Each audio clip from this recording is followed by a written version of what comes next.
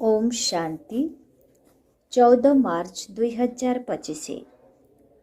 परम शिक्षक श्री भगवान उवाच मीठे बच्चे तुम मानकर मुखमंडल सर्वदा प्रसन्न रहिबा दरकार।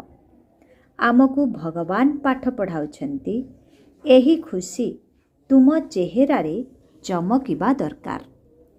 आजिर प्रश्न, वर्तमान तुम मानकर मुख्य पुरुषार्थ कौन? वर्तमान तुम मानकर मुख्य पुरुषार्थ कौन? उत्तर, तुमे माने दंडरू मुक्ति पाइबार ही पुरुषार्थ करुछ। सेथिपाई मुख्य हेउछि जोगर यात्रा, जहाद्वारा विकर्म विनाश होइथाए। तुमे माने स्नेहर सहित बाबा को स्मरण करि चल, तेबे बहुत रोजगार जमा होई चलिबो। सकाळु सकाळु उठी जोगरे बसिले पुरुणा दुनिया भूली होई जिवो। ज्ञानर स कथा सबु बुद्धि रे आसिबो। तुम मानंकु मुख द्वारा पुरुणा दुनियार कौनसी मूल्यहीन कथा कहिबार नाही। गीत तुम्हें पाके हमने जहान पा लिया है, जहां से जहां आसमान पा लिया है। ओम शांति। जेतेबेले गीत शुणती सेही समयरे अधिकांश संतान माने ताहार अर्थ को बुझी पारंती एवं बहुत खुशी होई जाते। भगवान मते पढ़ाउछंती, भगवान मते विश्वर बादशाही देउछंती, किंतु एते खुशी रे क्वचित केही पिला माने रही थांती।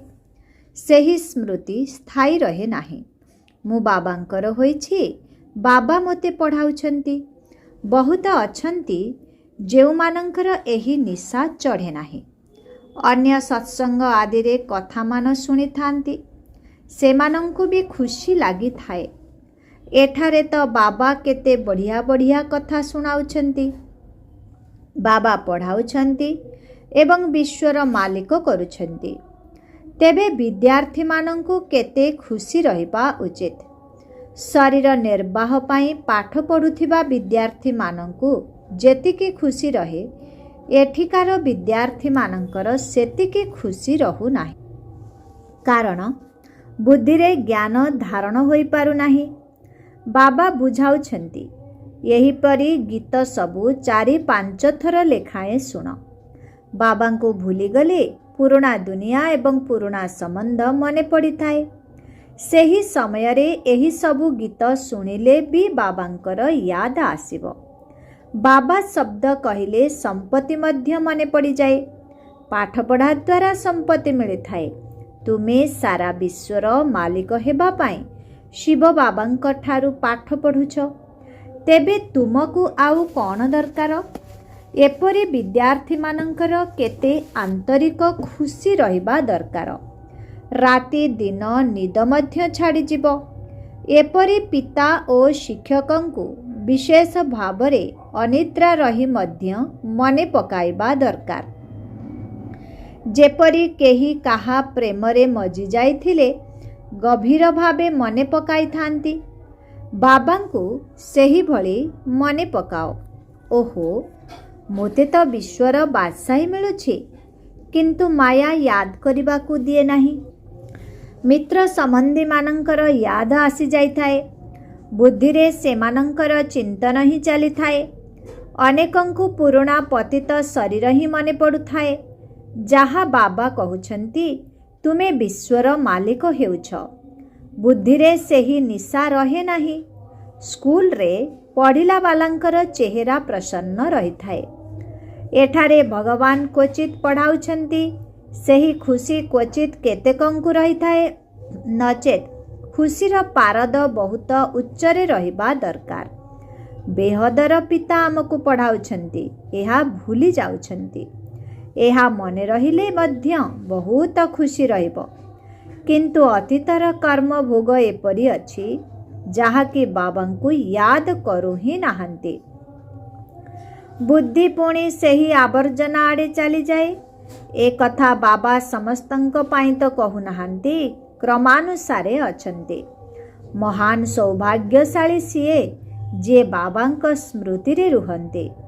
भगवान बाबा आमको पढ़ाउछंती, ଯେପରି ସେହି ପାଠପଢ଼ାରେ ମଧ୍ୟ ବୁଦ୍ଧିରେ ଥାଏ କି ଅମୁକ ଟିଚର ଆମକୁ ପାଠ ପଢ଼ାଇ ବାରିଷ୍ଟର କରୁଛନ୍ତି, ସେହିପରି ଏଇଠି ଆମକୁ ଭଗବାନ ପାଠ ପଢ଼ାଉଛନ୍ତି ଭଗବାନ ଭଗବତୀ କରିବା ପାଇଁ। ତେବେ କେତେ ନଶା ରହିବା ଦରକାର? ଶୁଣିବା ସମୟରେ ମଧ୍ୟ କେତେକଙ୍କୁ ନଶା ଚଢ଼ିଯାଏ।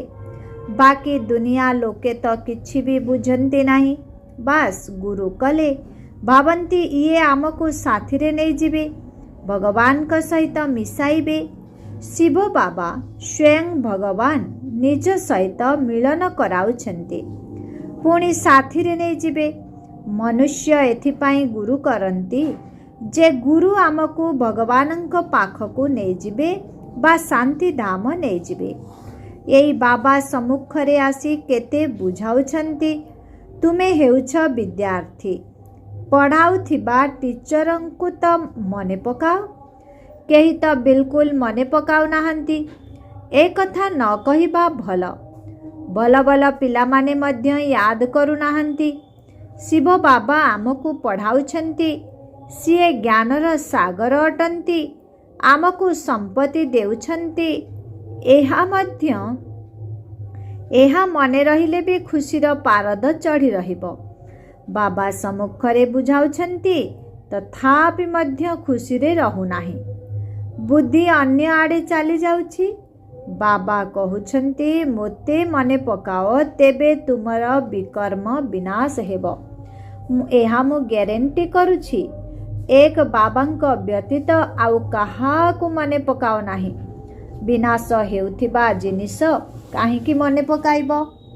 ଏଠାରେ କେହି ମରିଗଲେ 2-4 ବର୍ଷ ପର୍ଯ୍ୟନ୍ତ ତାଙ୍କୁ ମଧ୍ୟ ମନେ ପକାଉଥାନ୍ତି, ତାଙ୍କର ଗୁଣଗାନ କରୁଥାନ୍ତି।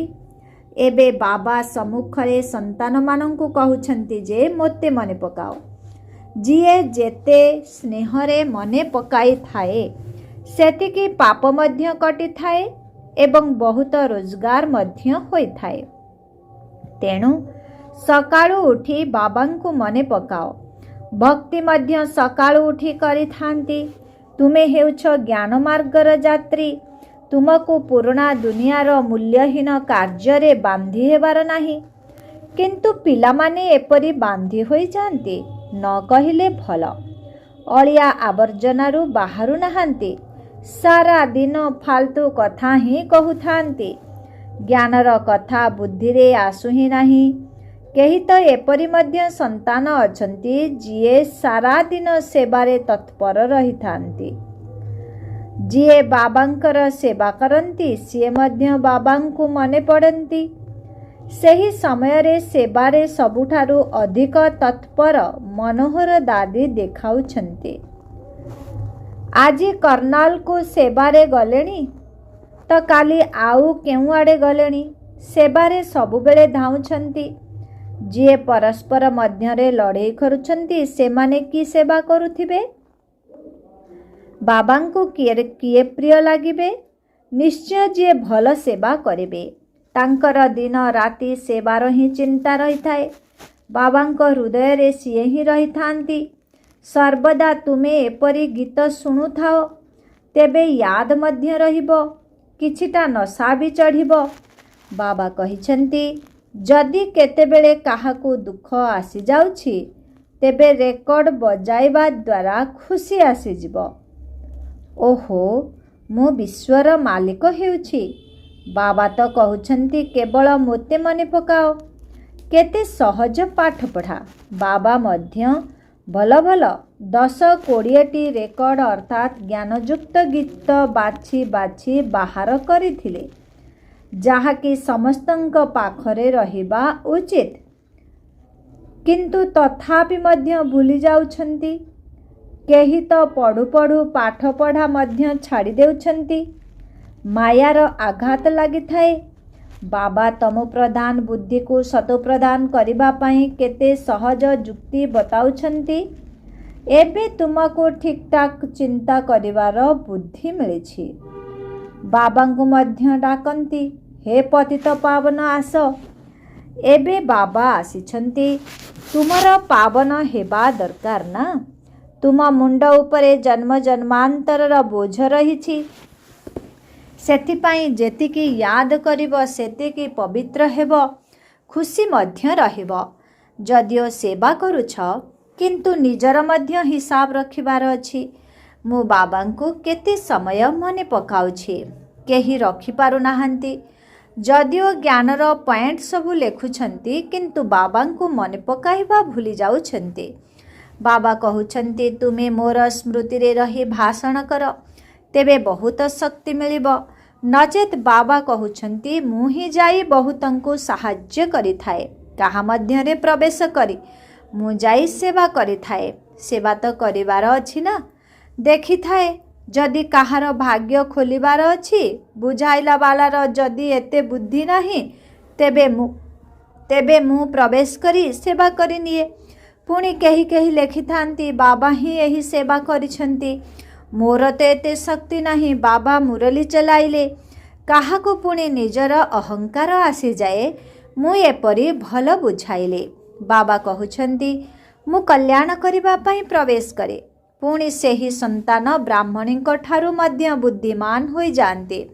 जदि कौनसी निर्बोधकु सेवारे पठाइबे, तेबे सेही जिज्ञासु भाबिबे एहांक ठारू तो मु भल बुझाई पारिबी, गुण भी नाही। एहांक अपेक्षा तो मोर अवस्था भल अछि। केही केही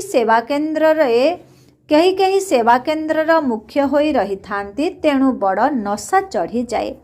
बहुत आडंबर रे रही थांती, बड़ लोकंक सहित मध्य तू तू करी कथा कहती। बास तांकु देवी बोली संबोधन करिदेले सेथिरे ही खुशी होई जाते। एपरि भी बहुत अछंती टीचरंक ठारू मध्य स्टूडेंट हुशियार होई जाते। परीक्षा रे पास तो केवल बाबा ही करिछंती, सिए ही ज्ञानर सागर अटंती। तांक द्वारा तुमे पढ़ी पुणी अन्य को पढ़ाउछ।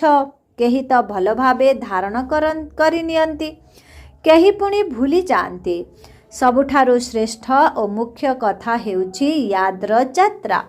विकर्म विनाश किपरि हेबो, केतेक पिलांकर तो एपरि चालीचलन रहिछि जहाँकि केवल शिव बाबा जानती आउ ब्रह्मा बाबा जानती। एबे तुम मानंकु दंडरु मुक्त हेबार मुख्य पुरुषार्थ करिवार अछि।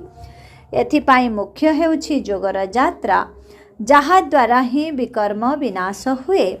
जदिओ केही धनर सहयोग करिथांती, भावंती मु साहुकार हेबी, किंतु दंडरु मुक्त हेबा पाई तो पुरुषार्थ करिबाकु हेबो, नचेत बाबांक सम्मुखरे दंड भोगिबाकु पड़िबो।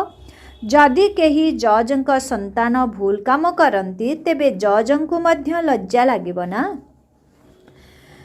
बाबा मध्य कहिबे मु जहार पालना करुछि, पुणी तांकु दंड देबी। सेही समय रे मुंड तळकु करी हाय हाय करुथिबे। बाबा एते बुझाइले पढ़ाइले, मु ध्यान देली नाही। बाबांक सहित धर्मराज मध्य अछंती ना, सिए तो जन्मपत्री बा कर्म कहानी को जानती। एबे तुमे वास्तव रे देखुछ 100 वर्ष पवित्रतार व्रत पालन कले, हठात माया एपरी मुथ मारिला। करिथिबा रोजगार सबु नष्ट होईगला, पुणी पतित होईगले। एपरी बहुत दृष्टांत देखिबा को मिलुछि। बहुत अधगति हेउछि। मायार तूफान रे सारा दिन हैरान हेउछंती, पुणी बाबांको ही भूली जाउछंती। बाबांक ठारू आमको बेहदर बादशाही मिलुछि, सेही खुशी रहु नाही। काम विकार सह पुणी मोह मध्य अछि। एथिरे नष्ट मोहा हेबाकु पड़िबो। पतितंक सहित कौन बुद्धि लगाइबार अछि। हाँ, एही भावना रखिबार अछि जे एहांकु मध्य बाबांकर परिचय देबी। एहांकु किपरि शिवालय पाई योग्य करिबी, मन भितरे एपरि उपाय चिंता कर। एहा मोहर कथा नुहे। जेते भी स्नेही संबंधी हुअन्तु, तांकु मध्य बुझाउ थाओ। काहा प्रति मध्य आंतरिक स्नेहर आकर्षण न रहु, नचेत सुधुरिबे नाही। दयालु हेबा दरकार। निज प्रति मध्य दया करिबार अछि एवं अन्य मानंक प्रति मध्य दया करिबार अछि। बाबांकु मध्य दया लागे। देखिबार अछि मु केते जनंकु निज समान करिछि। बाबांकु प्रमाण देबाकु हेबो।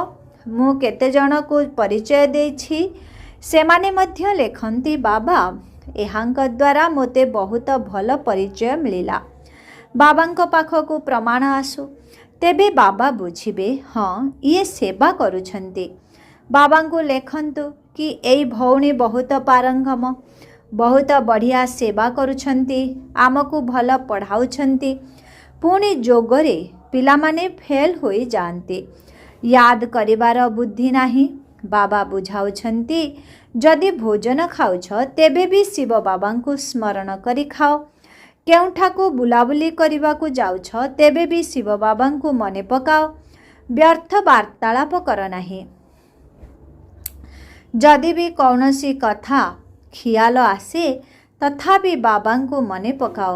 ଯଦି କର୍ମଧନ୍ଦାର ଖିଆଲ ଆସିଲା ତାପରେ ପୁଣି ବାବାଙ୍କ ସ୍ମୃତିରେ ରୁହ। ବାବା କହୁଛନ୍ତି କର୍ମଧନ୍ଦା ମଧ୍ୟ କର, ନିଦ୍ରା ମଧ୍ୟ କର, ତା ସହିତ ଏହା ମଧ୍ୟ କର। ଅତି କମ୍ରେ 8 ଘଣ୍ଟା ପର୍ଯ୍ୟନ୍ତ ଯୋଗ ରହିବା ଉଚିତ। ଏହା ଅନ୍ତିମ ସମୟରେ ହୋଇଯିବ। ଧୀରେ ଧୀରେ ନିଜର ଚାର୍ଟ ବଢ଼ାଉଥାଅ। କେହି କେହି ଲେଖନ୍ତି 2 ଘଣ୍ଟା ସ୍ମୃତିରେ ରହିଛି, ପୁଣି ଚାଲୁ ଚାଲୁ ଚାର୍ଟ ଢିଲା ହୋଇଯାଏ। ସେତିକି ମଧ୍ୟ ମାୟା କରାଇ ଦିଏ ନାହିଁ। ମାୟା ବଡ଼ ଶକ୍ତିଶାଳୀ ଅଟେ।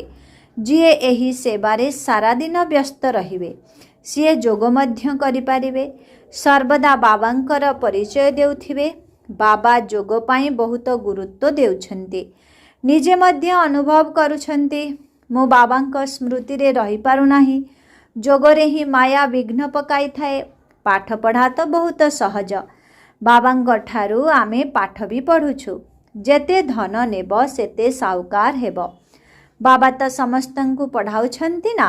ବାଣୀ ଅର୍ଥାତ୍ ମୁରଲୀ ସମସ୍ତଙ୍କ ପାଖକୁ ଯାଉଛି। କେବଳ ତୁମେ ନୁହଁ, ସମସ୍ତେ ପଢ଼ୁଛନ୍ତି। ଯଦି ବାଣୀ ନ ଯାଏ ତେବେ ସମସ୍ତେ ବିକଳ ହୋଇ ମଗାଇଥାନ୍ତି। କେହି ତ ପୁଣି ଏପରି ଅଛନ୍ତି ଯିଏ ଶୁଣନ୍ତି ହିଁ ନାହିଁ, ନିଜ ମନ ଇଚ୍ଛାରେ ହିଁ ଚାଲୁଥାନ୍ତି। ମୁରଲୀ ଶୁଣିବାର ଆଗ୍ରହ ରହିବା ଦରକାର। ଗୀତ କେତେ ଫାଷ୍ଟ କ୍ଲାସ୍ ଅଟେ। ବାବା ଆମେ ନିଜର ସମ୍ପତ୍ତି ନେବା ପାଇଁ ଆସିଛୁ କହୁଛନ୍ତି ନା। ବାବା ମୁଁ ଯେପରି ଯେମିତି କାଣି ହୁଏ ବା ଯେମିତି ହୁଏ ଆପଣଙ୍କର ହିଁ ଅଟେ, ତାହା ତ ଠିକ୍, କିନ୍ତୁ ଭିକାରୀ ଜୀବନ ଠାରୁ ତ ଭଲ ହେବା ଦରକାର ନା। ସବୁର ମୂଳ ହେଉଛି ଯୋଗ ଏବଂ ପାଠପଢ଼ା। ବାବାଙ୍କର ହେବା ପରେ ଏହି ବିଚାର ସମସ୍ତଙ୍କୁ ଆସିବା ଉଚିତ ଯେ ମୁଁ ବାବାଙ୍କର ହୋଇଛି, ତେବେ ସ୍ୱର୍ଗରେ ନିଶ୍ଚୟ ଆସିବି। କିନ୍ତୁ ମୁଁ ସ୍ୱର୍ଗରେ କ'ଣ ହେବି ତାହା ମଧ୍ୟ ଚିନ୍ତା କରିବାର ଅଛି। ତେଣୁ ଭଲ ଭାବେ ପଢ଼ ଏବଂ ଦୈବୀ ଗୁଣ ଧାରଣ କର। ପୂର୍ବରୁ ଯେଉଁ ମାଙ୍କଡ଼ ସ୍ୱଭାବର ଥିଲ ସେହିଭଳି ଯଦି ରହିବ ତେବେ କି ପଦ ପାଇବ? ସେଠାରେ ବି ପ୍ରଜା ଦାସ ଦାସୀ ସବୁ ଦରକାର ନା। ପାଠୁଆଙ୍କର ଅପାଠୁଆ ବୋଝ ବୋହିବେ। ଯେତେ ପୁରୁଷାର୍ଥ କରିବ ସେତେ ଭଲ ସୁଖ ପାଇବ, ବହୁତ ଧନବାନ ହେବ, ତେବେ ସମ୍ମାନ ବହୁତ ମିଳିବ। ପାଠୁଆମାନଙ୍କୁ ସମ୍ମାନ ମିଳିଥାଏ। ବାବା ତ ରାୟ ଦେଉଛନ୍ତି ବାବାଙ୍କ ସ୍ମୃତିରେ ଶାନ୍ତିରେ ରୁହ। କିନ୍ତୁ ବାବା ଜାଣନ୍ତି ସମ୍ମୁଖରେ ରହୁଥିବା ପିଲାମାନଙ୍କ ଠାରୁ ଦୂରରେ ରହୁଥିବା ପିଲାମାନେ ବହୁତ ସ୍ମୃତିରେ ରହୁଛନ୍ତି। ତେଣୁ ଭଲ ପଦ ପାଇବେ। ଭକ୍ତି ମାର୍ଗରେ ମଧ୍ୟ ଏପରି ହୁଏ। କେହି କେହି ଭଲ ଫାଷ୍ଟ କ୍ଲାସ୍ ଭକ୍ତ ଥାଆନ୍ତି ଯିଏକି ଗୁରୁଙ୍କ ଠାରୁ ମଧ୍ୟ ଅଧିକ ସ୍ମୃତିରେ ରୁହନ୍ତି। ଯିଏ ବହୁତ ଭଲ ଭକ୍ତି କରିଥିବେ ସେମାନେ ହିଁ ଏଠାକୁ ଆସିବେ। ସମସ୍ତେ ଭକ୍ତ ଅଟନ୍ତି ନା। ସନ୍ନ୍ୟାସୀମାନେ ଆସିବେ ନାହିଁ। ସମସ୍ତ ଭକ୍ତମାନେ ଭକ୍ତି କରୁ କରୁ ଏହିଠାକୁ ଆସିଯିବେ। ବାବା କେତେ ସ୍ପଷ୍ଟ କରି ବୁଝାଉଛନ୍ତି। ତୁମେ ଜ୍ଞାନ ଧାରଣ କରୁଛ, ତେଣୁ ପ୍ରମାଣିତ ହେଉଛି ଯେ ତୁମେ ବହୁତ ଭକ୍ତି କରିଛ। ଅଧିକ ଭକ୍ତି କରିଥିବା ପିଲାମାନେ ଅଧିକ ପଢ଼ିବେ। କମ୍ ଭକ୍ତି କରିଥିବା ପିଲାମାନେ କମ୍ ପଢ଼ିବେ। ମୁଖ୍ୟ ମେହନତ ହେଉଛି ବାବାଙ୍କୁ ମନେ ପକାଇବା। ତେବେ ଯାଇ ବିକର୍ମ ବିନାଶ ହେବ ଏବଂ ତା ସହିତ ବହୁତ ମିଠା ମଧ୍ୟ ହେବାର ଅଛି। ଆଚ୍ଛା, ମିଠେ ମିଠେ ଶିଖିଲ ଦେ ସେବାଯୋଗ୍ୟ ବିଶ୍ୱସ୍ତ ଆଜ୍ଞାକାରୀ ସନ୍ତାନମାନଙ୍କ ପ୍ରତି माता पिता बाप दादांकर मधुर स्नेह संपन्न शुभेच्छा एवं सुप्रभात। आत्मिक पितांकर आत्मिक संतान मानंकु नमस्ते। आत्मिक संतान मानंकर आत्मिक पितांकु ओम शांति, गुड मॉर्निंग, नमस्ते नमस्ते नमस्ते नमस्ते नमस्ते। शुक्रिया बाबा, शुक्रिया। ओम शांति। धारणा पाई मुख्य सार 1 नंबर। केही केते भी प्रिय संबंधी होई थांदो तांको प्रति तिले मात्र मोहर आकर्षण जीवा उचित नुहे। तुमको नष्ट मोहा हेबार अछि, सेथिपाई बड़ कायदारे बुझाइबाकु हेबो। निज प्रति एवं अन्य मानंक प्रति दया भाव रखिबाकु हेबो। 2 नंबर। पिता एवं शिक्षकंकु बहुत बहुत स्नेहरे स्मरण करिबाकु हेबो। तुम भितरे एही निशा रहु जे भगवान आमको पाठ पढ़ाउछन्ते, विश्वर बादशाही देउछन्ते, सेथिपाई चालिबा बुलिबा बेले मध्य जोगयुक्त होई रहिबार अछि एवं कौनसी व्यर्थ वार्तालाप करिबार नाही। आजिर वरदान, अविनाशी आत्मिक रंगर सच्चा होली द्वारा बाबांक समान स्थितिर अनुभवी हुआ। विस्तार, तुमे माने परमात्मा रंगरे रंजित होइथिबा होली अर्थात पवित्र आत्मा अट। संगम युग हेउछि होली जीवन जापन करिबार युग। जेतेबेले तुम आत्मारे अविनाशी आत्मिक रंग लागि जाए, सेतेबेले तुमे सदाकाल पाई बाबांक समान होई जाओ। तेणु तुम मानंकर होली हेउछि संगर रंग द्वारा बाबांक समान हेबा। एभली पक्का रंग लागिबा दरकार जहाँकि अन्य मानंकु मध्य बाबांक समान करि देउथिबो। तेणु प्रत्येक आत्मा उपरे अविनाशी ज्ञानर रंग, यादर रंग, अनेक शक्ति गुड़िकर रंग, गुणर रंग, श्रेष्ठ दृष्टि वृत्ति तथा शुभ भावना शुभ कामनार आत्मिक रंग चढ़ाओ। आजर स्लोगन, दृष्टि को अलौकिक, मन को शीतल, बुद्धि को दयाशील तथा मुख को मधुर कर। दृष्टि को अलौकिक, मन को शीतल, बुद्धि को दयाशील तथा मुख को मधुर कर। ओम शांति। अव्यक्त इशारा, सत्यता एवं सभ्यता रूपी संस्कृति को अपनाओ। सत्यता एवं सभ्यता रूपी संस्कृति को अपनाओ। 14 नंबर। सत्यतार शक्ति स्वरूप होई निशारे कुह, निशारे देख। आमे सर्वशक्तिमान सरकारंकर अनुचर अटो। एही स्मृति रे अयथार्थ को यथार्थ रे परिणत करिबा को हेबो। सत्य को प्रसिद्ध करिबा को हेबो, लुचाइबार नाही। किंतु सभ्यतार सहित निशा रहु कि आमे माने शिवंकर शक्ति अटो। हिम्मते शक्तियां, मदते सर्वशक्तिपान। ओम शांति।